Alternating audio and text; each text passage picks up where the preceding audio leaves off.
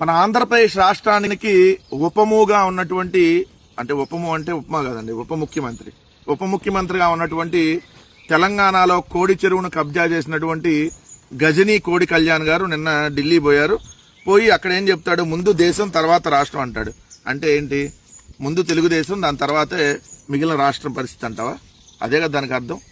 ముందు తెలుగుదేశం తర్వాత రాష్ట్రం అంటావు, జాతీయ సమగ్రతను ముందుకు తీసుకెళ్లాలంటావు. నీకు జాతీయ సమగ్రత అనేది అసలేంటో తెలుసా పవన్ కళ్యాణ్ గారు? ఒక్కసారి జాతీయ సమగ్రత గురించి ఒక 2 నిమిషాల్లో చెప్పు. ఏది చూసి చదవకుండా, ఎవడన్నా రాసిచ్చిన స్క్రిప్ట్ చదవకుండా ఏంటి జాతీయ సమగ్రత అంటే? ఎవడు ప్యాకేజ్ ఇస్తే వాడి దగ్గరికి వెళ్ళి బానిసత్వం చేయటం జాతీయ సమగ్రత. 2 నిద్రలేసాడు 12 ఏళ్ల తర్వాత. రాష్ట్ర విభజన అడ్డగోలుగా జరిగిందంట. మరి 12 ఏళ్ల నుంచి ఎక్కడ నిద్రపోయావు? ఇదే తెలంగాణలో నిద్రపోయావు కదా. రాష్ట్ర విభజన అడ్డగోలుగా జరిగి అదే రాష్ట్రాన్ని విడగొట్టినప్పుడు అదే తెలంగాణ రాష్ట్రంలో 12 ఏళ్లుగా నిద్రపోతూ ఇప్పుడు నీకు ఏదైతే రాష్ట్ర విభజన అడ్డగోలుగా జరిగిందని ఈరోజు గుర్తొచ్చిందా? రెండోది వచ్చేటప్పటికి నాటి ఆంధ్రప్రదేశ్ రాష్ట్రంలో ఎంత దారుణంగా రెడ్ బుక్ అనేటటువంటి రాక్షసత్వం, లోకేష్ పైశాచికత్వంతో జంగిల్ రాజ్ పాలన నడుస్తుందంటానికి ఈ కుర్రాడిదే ఒక ఉదాహరణ. ఇతని పేరు గాదె సాయికృష్ణ. ఇతను కాపు సామాజిక వర్గానికి సంబంధించినటువంటి యువకుడు.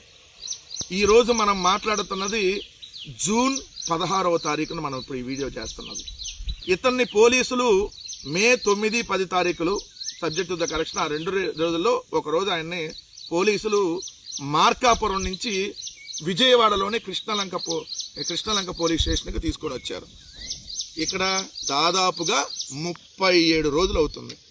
37 రోజుల క్రితం కాపు సామాజిక వర్గానికి, జనసేనలోకి పవన్ కళ్యాణ్కి అభిమానంగా ఉండేటటువంటి ఒక వ్యక్తిని, ఒక కుర్రవాడిని విజయవాడలోని కృష్ణలంక పోలీసులు తీసుకొని వచ్చి 37 రోజులైంది. అతను బతికున్నాడో చచ్చిపోయాడో ఇప్పటి వరకు తెలియదు.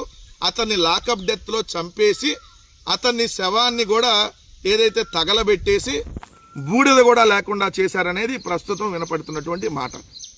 ఈ తల్లి ఎవరైతే ఉన్నారో, ఈ గాదె సాయికృష్ణ గారి తల్లి విజయలక్ష్మి గారు పోలీస్ స్టేషన్కి వెళ్తే, నీ కొడుకుని చంపేస్తా, చచ్చిపోయాడనుకో, వాడిపై ఆశలు వదులుకో, వాడు ఇకపై నీ వద్దకు రాడు అంటూ కృష్ణలంక సిఐ నాగరాజు గాదె సాయికృష్ణ గారి తల్లి విజయలక్ష్మి గారికి చెప్పినటువంటి మాట. అంటే పోలీసులు ఆల్రెడీ గాదె సాయికృష్ణని చంపేసి శవాన్ని కూడా తగలబెట్టి బూడిద కూడా కనపడకుండా చేశారు. సో ఆ తల్లి ఏదైతే న్యాయవాదుల్ని ఆశ్రయించి బార్ కౌన్సిల్ని అక్కడ, అయ్యా నా కొడుకు బతికుంటే ఎక్కడున్నాడో చూపించండి, లేదా చచ్చిపోతే శవాన్నైనా చూపించండి, లేదంటే ఆ బూడిదనైనా ఇవ్వండి, వెళ్ళి నేను ఏదైతే కృష్ణానదిలో ఆ బూడిదనన్నా నేను ఆ బూడిదను కృష్ణానదిలోనే కలుపుకుంటానని చెప్పి ఒక తల్లి ఆవేదన. అంటే ఇది సాయికృష్ణకు సంబంధించినటువంటి ఒకటే కాదు, ఈ రాష్ట్రంలో ఈరోజు వ్యవస్థల తీరు, కొంతమంది పోలీసుల్ని అడ్డం పెట్టుకొని చేస్తున్నటువంటి దారుణాలు. ఒక కుర్రాడిని చంపేసి శవాన్ని కూడా దొరకకుండా చేసి 37 రోజులు అవుతున్నా తల్లి కోర్టులకు వెళ్తే ఇప్పటి వరకు ఎక్కడున్నాడో తెలియదని పోలీసులు చెప్తా ఉన్నారంటే ఇది ఒక సిఐకో లేదంటే ఒక యువకుడికో సంబంధించినటువంటి అంశం కాదు. ఇలాంటి సాయికృష్ణలు ఎంతమంది ఈ 2 సంవత్సరాల్లో బలయ్యారు. బయటకు రాని అంశాలన్నీ, ₹1 కోటి ఇస్తాం మీరు మాట్లాడొద్దు, కేసును విత్డ్రా చేసుకోండి అని చెప్పి సాయికృష్ణ తల్లి గారికి ఆఫర్ చేసినటువంటి వాళ్ళు ఎవరు? ఖచ్చితంగా ఇవన్నీ బయటకు రావాలి. ఆ సిఐ నాగరాజు అనే వాడిని ఖచ్చితంగా న్యాయస్థానాల ముందు నిలబెట్టి ఇలాంటి దారుణాలు ఇంకా జరగకుండా, మరొక పోలీస్ అధికారి ఇలాంటి దారుణాలు దాష్టికాలు చేయకుండా ఖచ్చితంగా చర్యలు తీసుకోవాలి. గౌరవ హైకోర్టు వారు దీన్ని రేపు 29వ తారీఖులో ప్రొడ్యూస్ చేయకపోతే చాలా సీరియస్ గా దీన్ని అంశాన్ని తీసుకొని ఈ వ్యవస్థలని, ఇక్కడ ఉన్నటువంటి ప్రభుత్వాన్ని ఖచ్చితంగా కూడా శిక్షించేలాగా ఆదేశాలు ఇవ్వాలి. ఎందుకంటే తప్పు ఎవరైనా చేస్తే న్యాయపరంగా శిక్షించేటటువంటి అధికారం పోలీస్ యంత్రాంగానికి, కోర్టులకి ఉంది. కానీ తీసుకొని వచ్చి మనుషుల్ని చంపేస్తాం, శవాలను కూడా కనపడకుండా చేస్తాం, మీ దిక్కున్న చోటు చెప్పుకోండి, నీ కొడుకు చచ్చిపోయాడు అని అనుకో అంటే ఎక్కడికి పోతా ఉన్నాం? వ్యవస్థలో ఎక్కడికి పోతా ఉన్నాం మనం? ఈ రెడ్ బుక్ అనేటటువంటి అరాచకత్వం ఎంత దూరం వెళ్తుందో ఒకసారి ఆలోచించండి.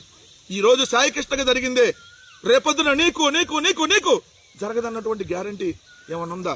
ఈ ప్రభుత్వాన్ని ప్రశ్నిస్తే YSR Congress party social media వాళ్ళ మీద కేసులు పెడతారు. ఈ ప్రభుత్వాన్ని ప్రశ్నించేందుకు వైఎస్ఆర్ కాంగ్రెస్ పార్టీ నాయకుల మీద కేసులు పెడతారు. ఈ ప్రభుత్వాన్ని ప్రశ్నిస్తే నా మీద కూడా కేసులు పెట్టి నన్ను అరెస్ట్ చేసినటువంటి పరిస్థితి, న్యాయస్థానం నాకు బెయిల్ ఇచ్చినటువంటి పరిస్థితి. ఈ ప్రభుత్వాన్ని ప్రశ్నిస్తే జనసేన వాళ్ళ మీద కూడా కేసులు పెడతారు.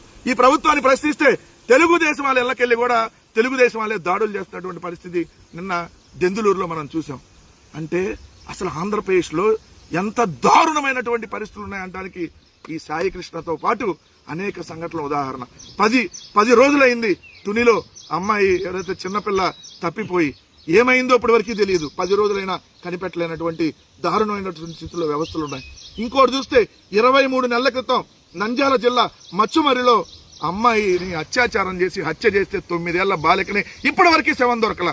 ఇలాంటి సంఘటనలు కోకొల్లలో నడి రోడ్డు మీద రషీద్ని నరికి చంపుతారు. సుబ్బారాయుడని వైఎస్ఆర్ కాంగ్రెస్ పార్టీ నాయకుడిని నంద్యాల జిల్లాలో పోలీసుల సమక్షంలోనే నరికి చంపుతారు. ఇలాంటి సంఘటనలు కోకొల్లలో. తెలుగుదేశం పార్టీ నాయకుడిని తెలుగుదేశం పార్టీ వాళ్ళే వీరయ్య చౌదరిని ఏదైతే 52 కత్తిపోట్లు పడిచి చంపినటువంటి పరిస్థితులు.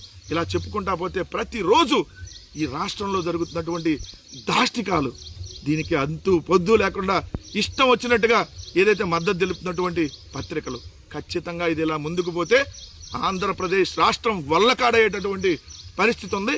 ప్రజలు కూడా దయచేసి ఆలోచించి ఎక్కడికక్కడ సంఘటనలు జరిగినప్పుడు రియాక్ట్ అవ్వమని చెప్పి కోరుతా ఉన్నా. మన ఆంధ్రప్రదేశ్ రాష్ట్రానికి